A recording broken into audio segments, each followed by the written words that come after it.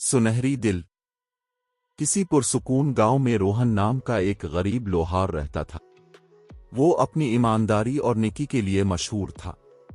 अगरचे वो ज्यादा दौलतमंद नहीं था, लेकिन हमेशा दूसरों की मदद करता था। इसके पास बस एक कीमती चीज थी, एक छोटा सा सुनहरी दिल का लॉकेट, जो उसे इसकी मां ने दिया था।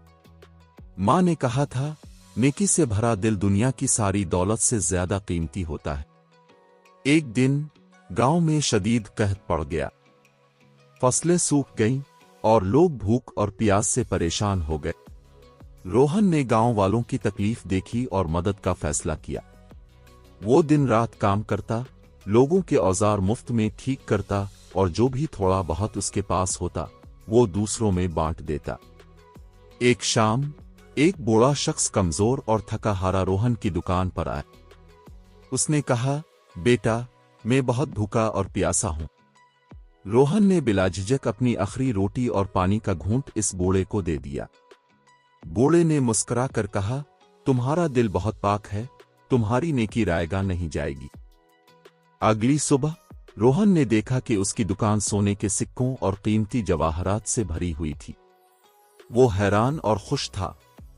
वो दौड़कर गांव गया ताकि अपनी दौलत दूसरों में बांट सके, लेकिन जैसे ही वो सोना तकसीम करने लगा, वो जादुई तौर पर गायब हो गया। रोहन हैरान तो हुआ, मगर उसने नेकी करना नहीं छोड़ा।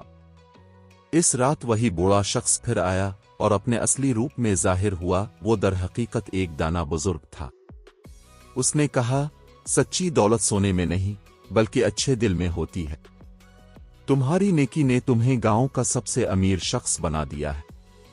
अगले दिन बारिश आ गई, कहत खत्म हो गया और गांव दोबारा खुशहाल हो गया।